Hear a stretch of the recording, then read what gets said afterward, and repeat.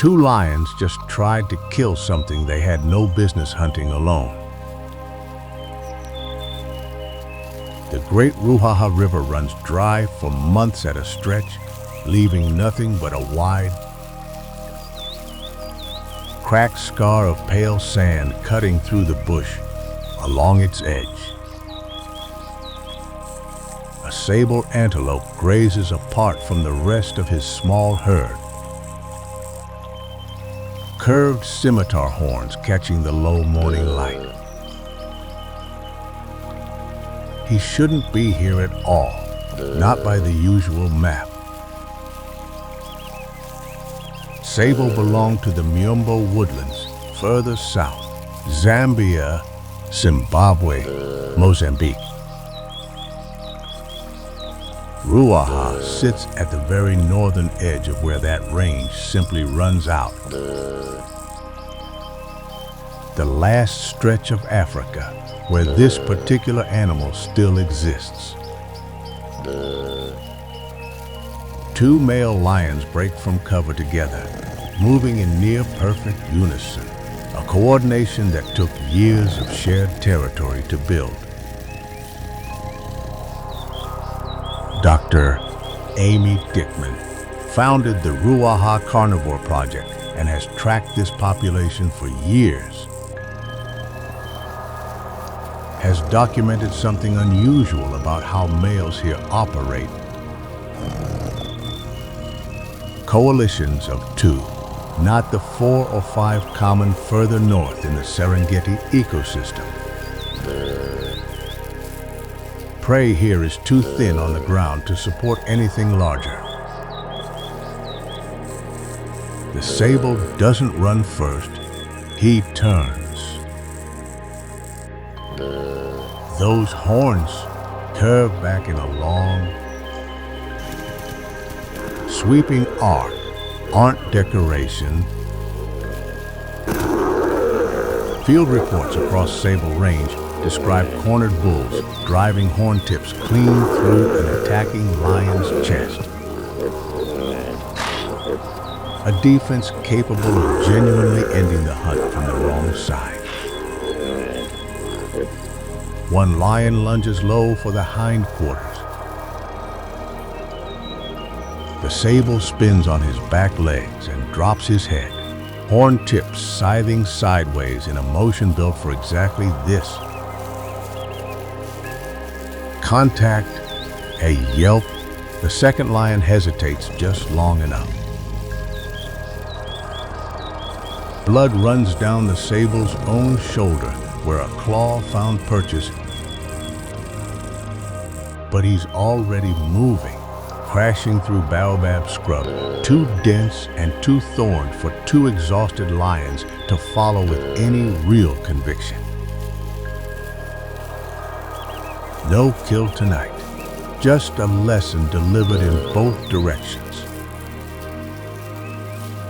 One this river's ecosystem apparently repeats often enough that neither species has ever fully stopped testing it.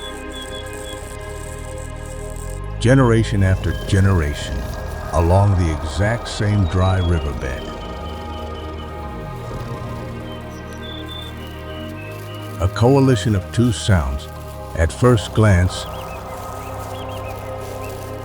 like a compromise. Watch what it actually buys, though, and that reading falls apart fast. Across most of East Africa, male lion coalitions run larger when the math allows it. Brothers and cousins banding into groups of 4, 5, sometimes 6. Sheer numbers making it easier to seize and hold a pride's territory against rivals. At Ruaha, Dickman's long-term data shows something closer to the opposite pattern taking hold. Two male coalitions dominate here.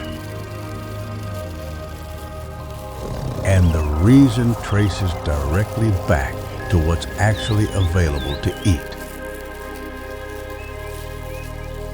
Ruaha sits in a genuine ecological scene.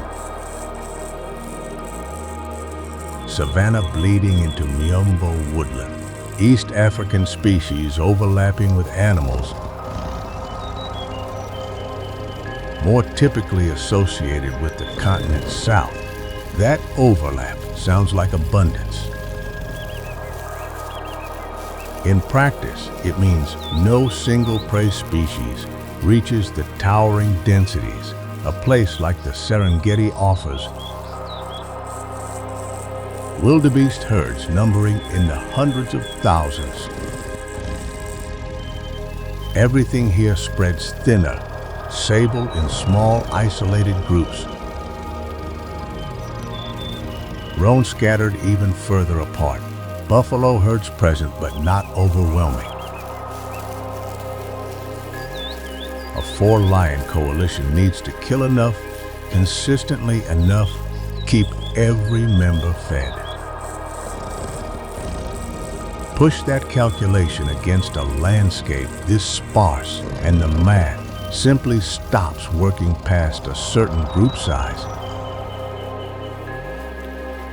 2 lions can coordinate a hunt, split a kill, and still walk away with a genuine, sustaining meal on a night when 4 would have gone hungry. This isn't lions choosing to be smaller. It's the land itself setting a hard ceiling on ambition.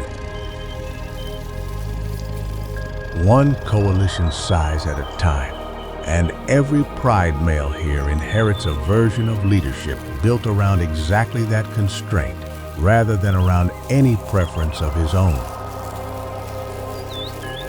Partnership dictated less by blood than by whatever the surrounding bush can actually feed.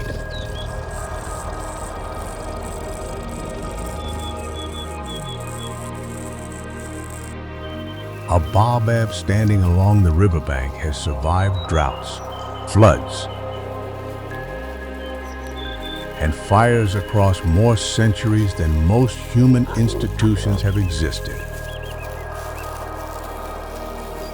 It may not survive this particular elephant. Ruaha holds the largest elephant population remaining in Tanzania, and during the punishing dry season, when nearly every other water and fiber source has vanished from the landscape, elephants turn directly on the trees that have anchored this ecosystem for 1,000 years or more.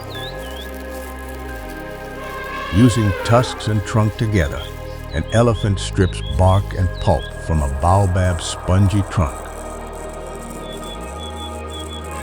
extracting both moisture and fibrous material that can mean the difference between surviving the dry months and not.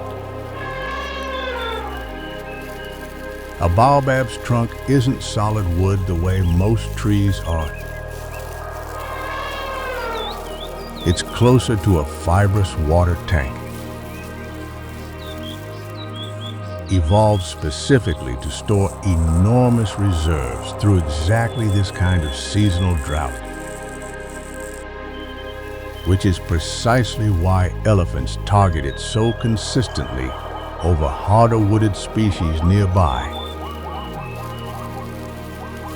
A single feeding session leaves visible gouges, pale wounds against gray bark that other elephants will return to and widen across subsequent seasons. Enough of that repeated damage, sustained over years,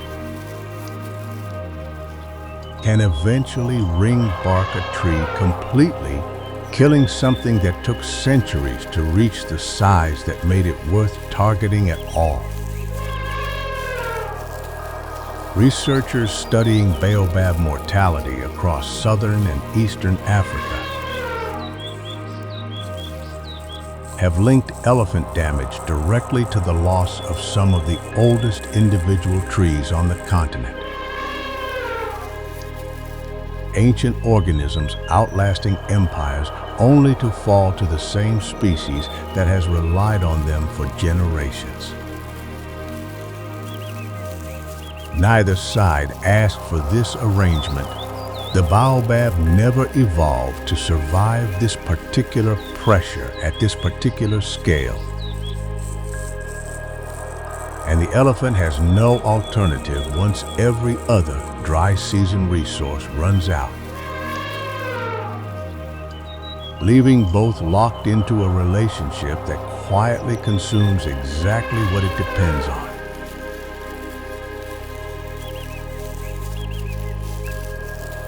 The lion coalition covered earlier failed for a specific reason, and that reason has a name.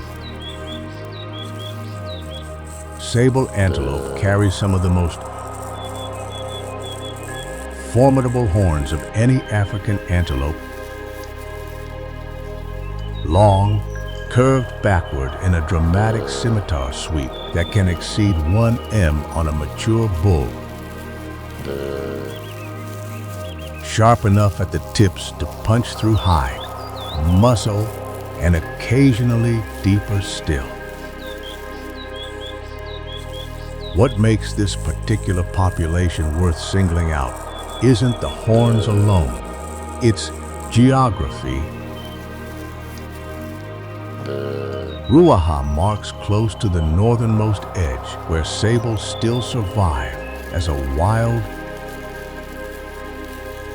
self-sustaining population, the tail end of a range that stretches back through Zambia,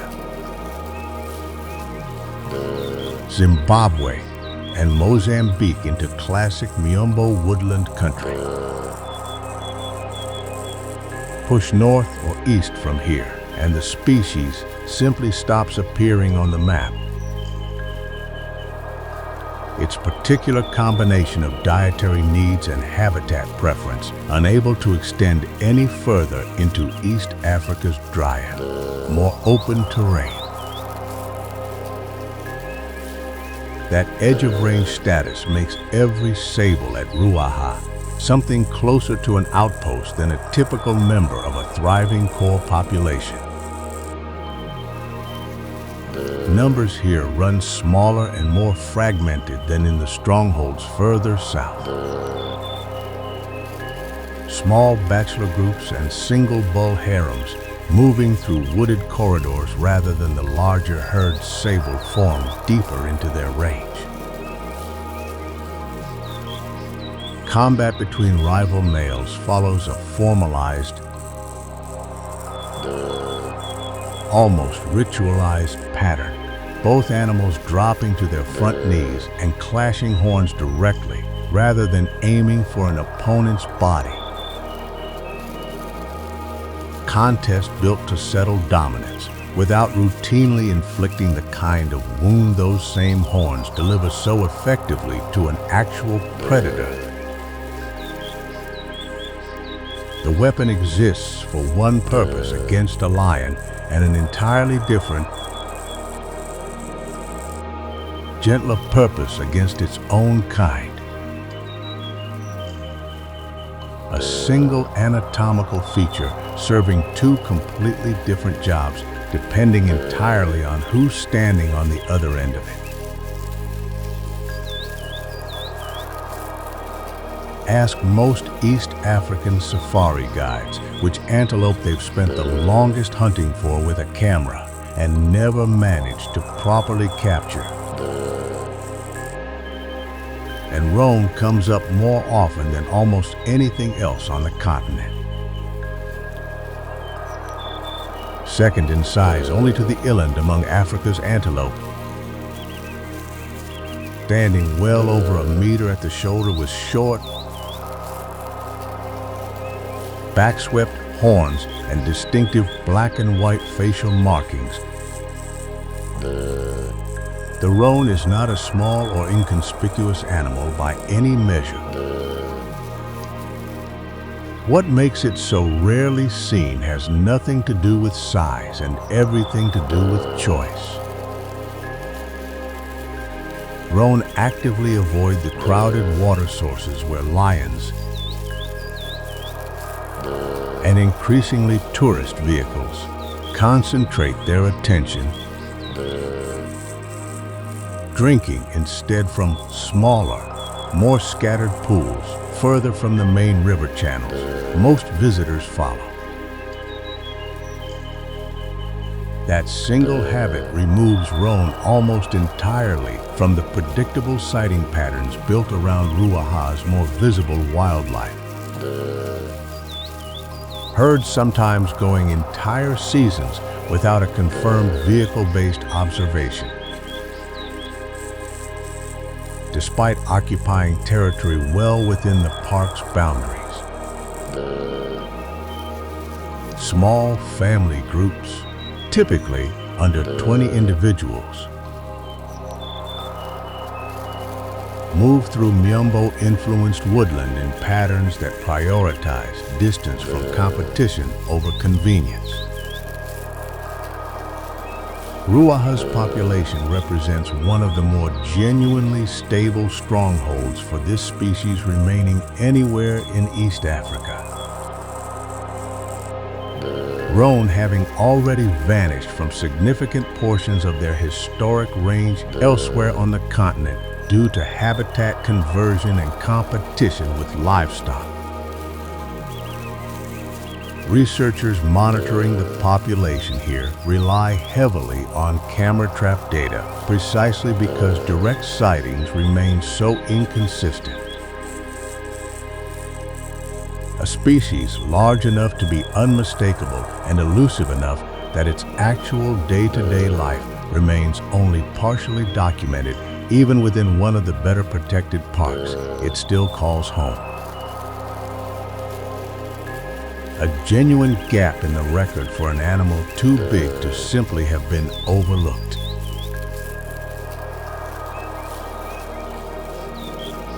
A pack of African wild dogs threading through Miombo woodland at dawn owes its survival here. At least in part to the same scarcity that keeps lion coalitions small and roan nearly invisible.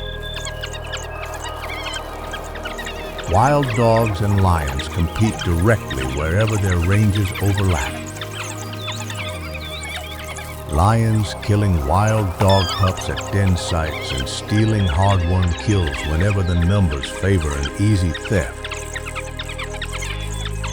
Across much of Africa, that pressure has helped push wild dog populations toward local extinction in areas where lion density runs high. Ruaha's comparatively modest lion numbers, themselves a direct product of this ecosystem's thinner prey base, appear to have opened breathing room for wild dogs that denser, more classically abundant parks simply don't offer. This population ranks among the more significant strongholds for the species remaining in East Africa. Packs moving across large territories in the search for exactly the kind of medium-sized, scattered prey, impala, smaller antelope, occasional young of larger species, that this transitional landscape happens to provide in workable quantities. Hunting here relies on the same relay-style endurance chase documented across the species' range elsewhere. But territories at Ruaha often stretch further between den sites than in prey-dense ecosystems. Packs covering more ground on a given day simply because any single patch of Miombo woodland yields less per square kilometer than open grassland would. The arrangement carries genuine irony built into it. A landscape too sparse to support large lion coalitions turns out to be exactly sparse enough to give a chronically persecuted competitor somewhere left to actually thrive. Survival here decided less by any direct advantage wild dogs hold and more by which predators' math simply breaks down first against the same unforgiving numbers. A scarcity that punishes ambition and quietly rewards whichever species asks for the least.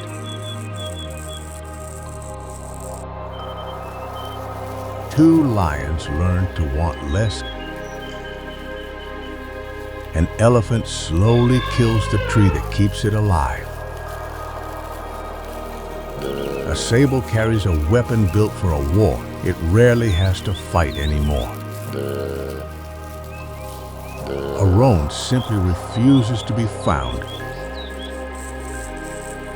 And a wild dog pack inherited breathing room nobody meant to give it.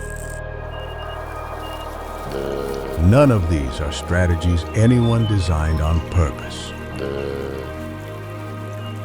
They're the shape 5 different species were forced into by a single unshowy fact about Ruaha: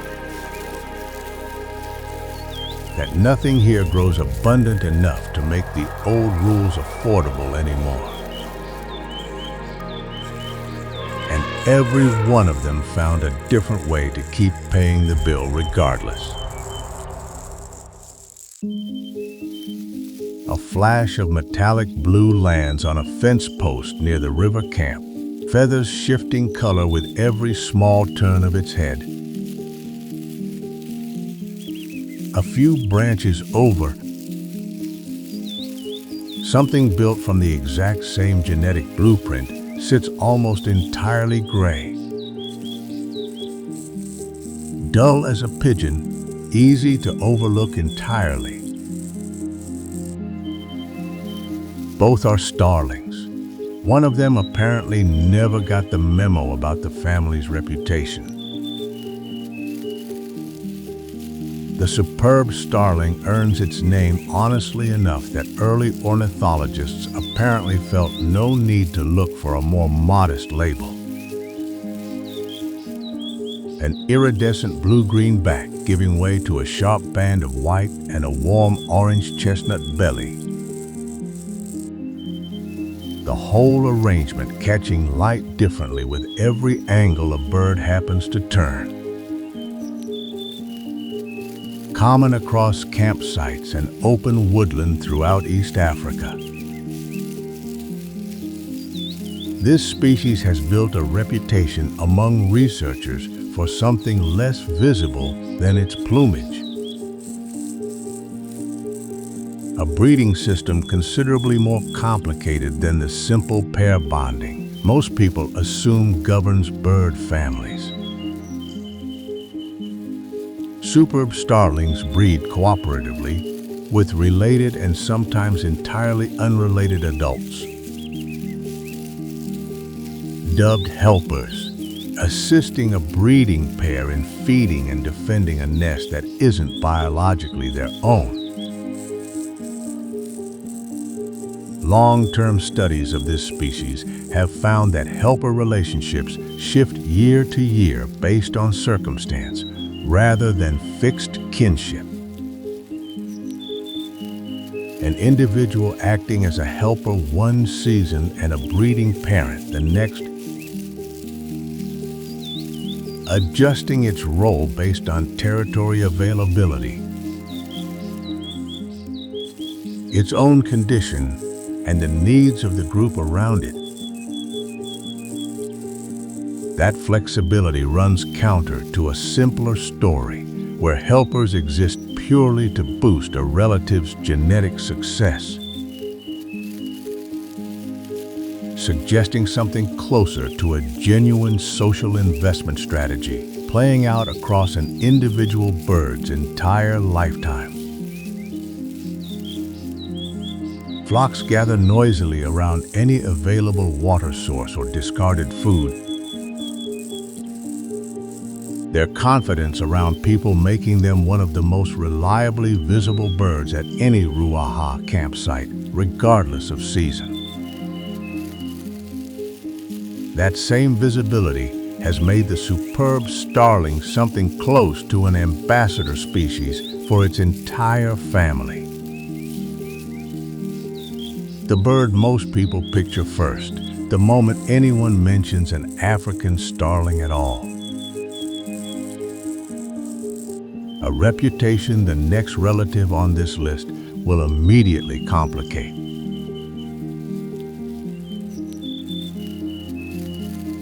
Here's the relative in this family that breaks the pattern entirely. The one exception nobody expects the first time they hear the word starling. The ashy starling wears almost none of the family's signature shine. A plain, brownish-gray bird that would draw exactly zero attention if it weren't for one specific fact about where it happens to live. This species exists nowhere else on Earth outside a fairly narrow stretch of central Tanzania. With Ruaha sitting comfortably within its limited range, where the superb starling spreads confidently across a huge swath of East Africa, the ashy starling occupies a genuine endemic pocket, an entire species defined as much by geographic restriction as by any single physical trait. Ornithologists studying plumage evolution across the starling family generally point to habitat and predation pressure as the likely drivers behind this kind of drab exception. Bright, iridescent plumage carries real costs, conspicuous against a predator's eye. Metabolically expensive to maintain. And in certain habitats, those costs simply outweigh whatever social or mating advantage the shine would otherwise buy. Exactly why the ashy starling in particular landed on the muted side of that trade-off, while so many close relatives went the opposite direction, remains an active area of study rather than a fully settled question. What isn't in question is the bird's social structure, which closely mirrors its more famous cousin's cooperative breeding system. Despite the completely different color story layered on top of it, groups nest and forage together, helpers assisting breeding pairs in a pattern nearly identical to the superb starling's own. Strip away the feathers entirely, and these two relatives behave almost like the same species, wearing two entirely different uniforms. One built to be noticed, the other built to disappear into exactly the same landscape.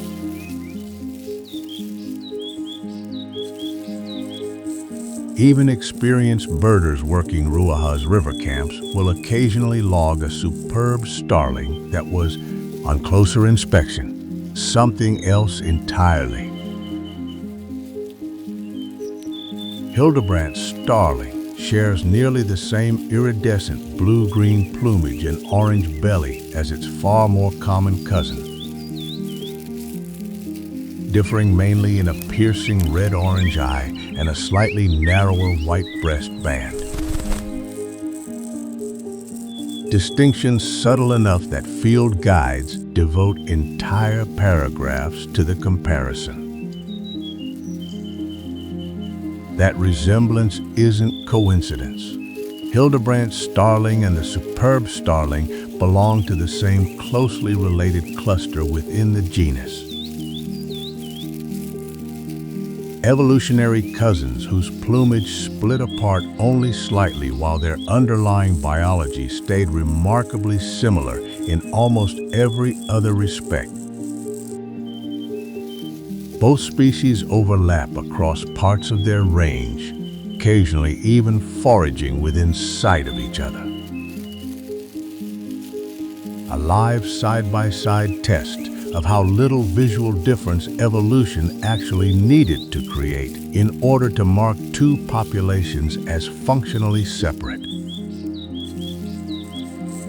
Diet and habitat preferences run close enough between the two that competition for resources presumably plays some role in keeping their populations from blending entirely into one another.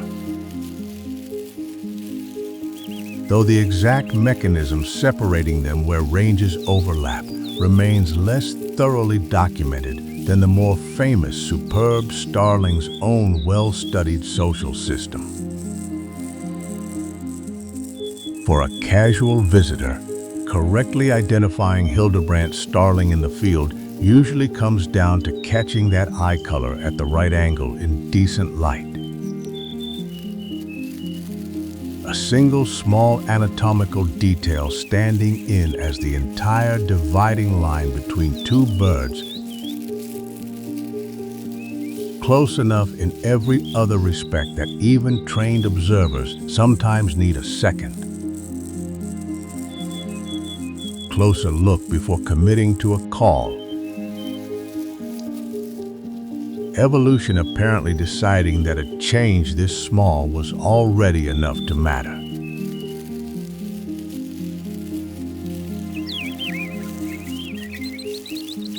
Look up rather than across for this next relative, and expect the male and female to look almost nothing alike. The violet-backed starling splits its sexes into two dramatically different birds,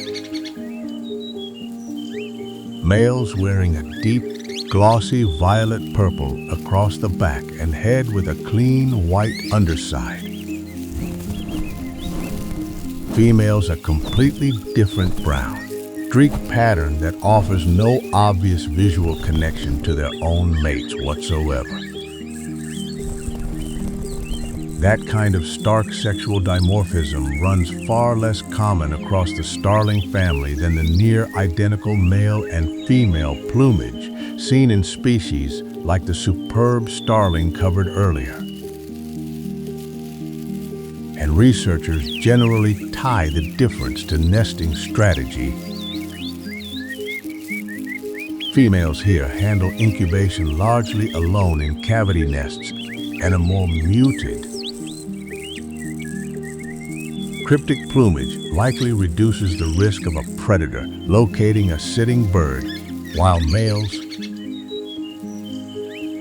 freed from that particular pressure entirely,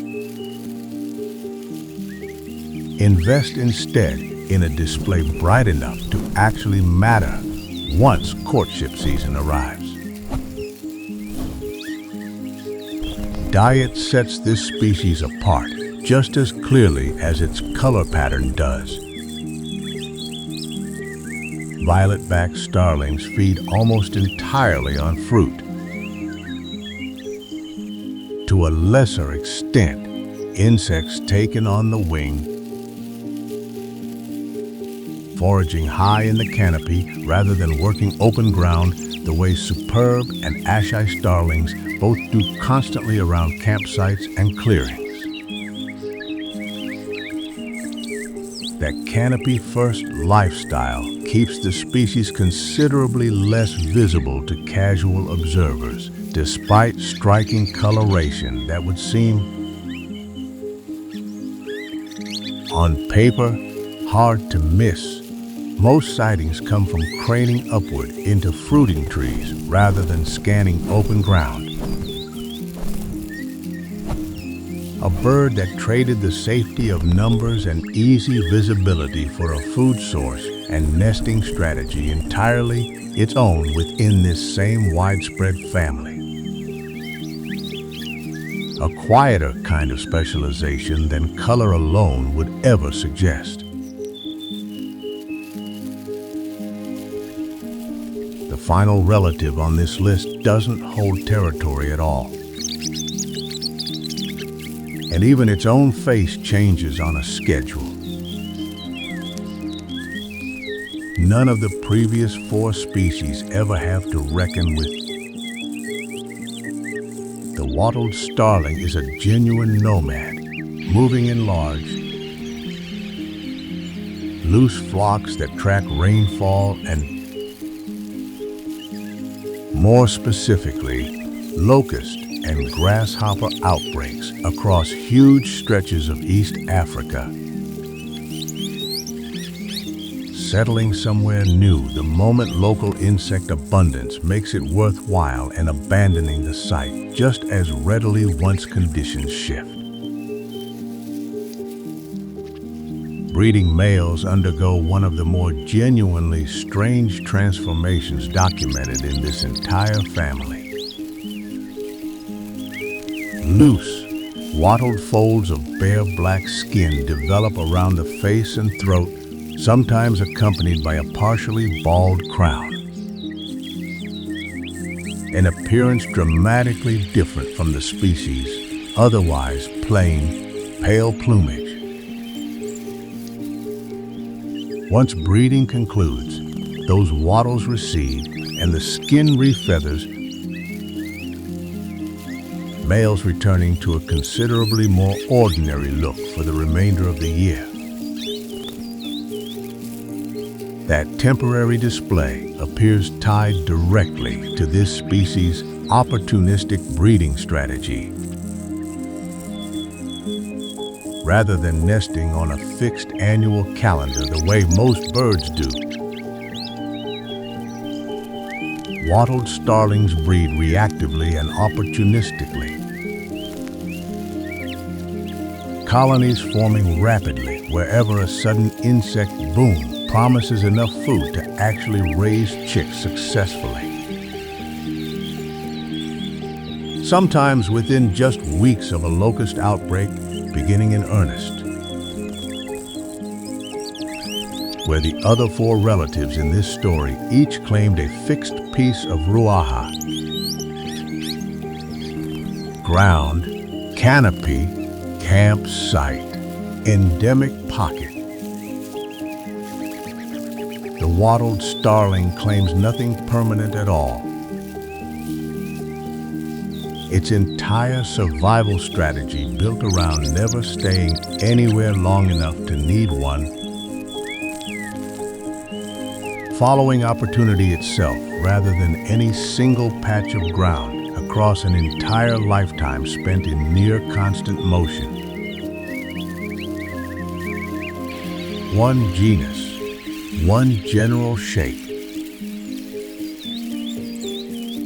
and still, somehow, a bird bold enough to pose for every camera in camp. A bird that traded shine for anonymity. A near twin distinguishable mainly by its eyes. A couple that doesn't even resemble each other. And a wanderer that grows a new face just for the breeding season and takes it off again. Starling is supposed to mean across this family stopped being one answer a long time ago. And Ruaha, sitting at its own ecological crossroads, happens to be one of the few places where all 5 versions of that answer show up on the same morning.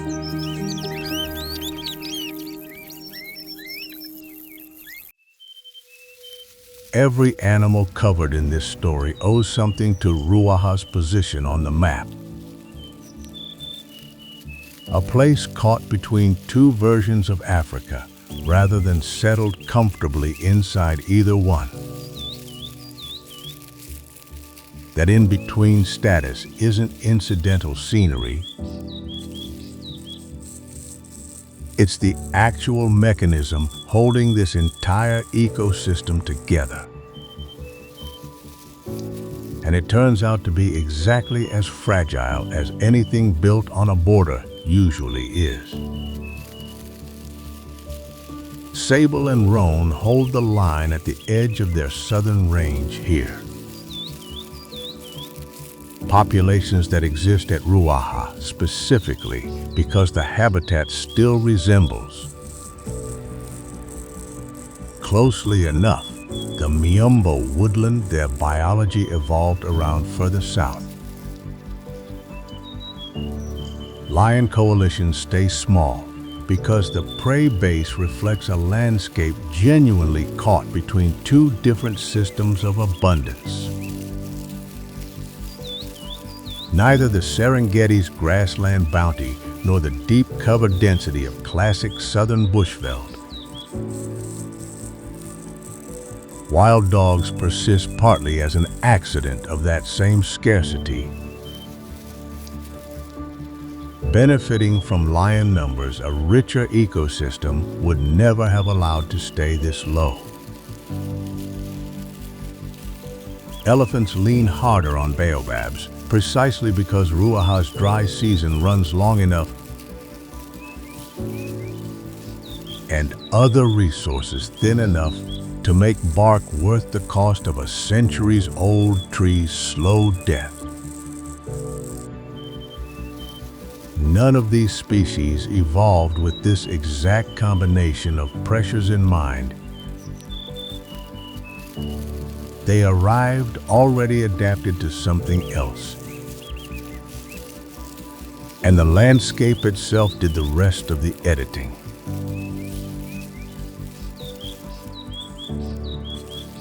That same transitional identity has made Ruaha unusually vulnerable to a threat most people associate with far more famous parks. Between roughly 2009 and 2015, the wider Ruaha-Rungwa ecosystem lost an enormous share of its elephant population to industrial-scale poaching, one of the steepest declines recorded anywhere in East Africa during that specific window. Adult bulls with the largest tusks targeted first and hardest.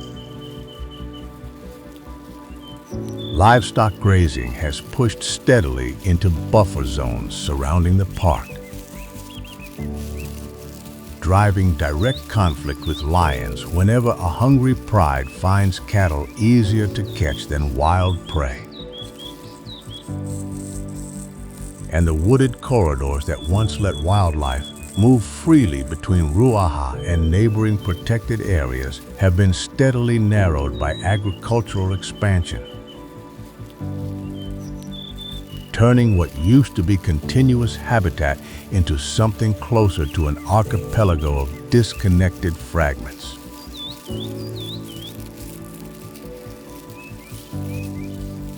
Recovery here has been real, if uneven. Dr. Dickman's Ruaha Carnivore Project works directly with pastoralist communities on predator-proof livestock enclosures,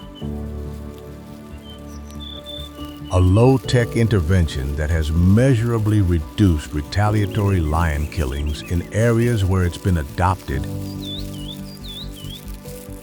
The Southern Tanzania Elephant Program has tracked a slow, genuine rebound in elephant numbers since poaching's brutal peak, supported by increased ranger presence and improved law enforcement across the wider landscape. Conservation groups working across the region continue pushing to formally reconnect Ruaha with southern Tanzania's broader protected area network. an attempt to restore exactly the connectivity that made this ecosystem's particular mix of species possible in the first place.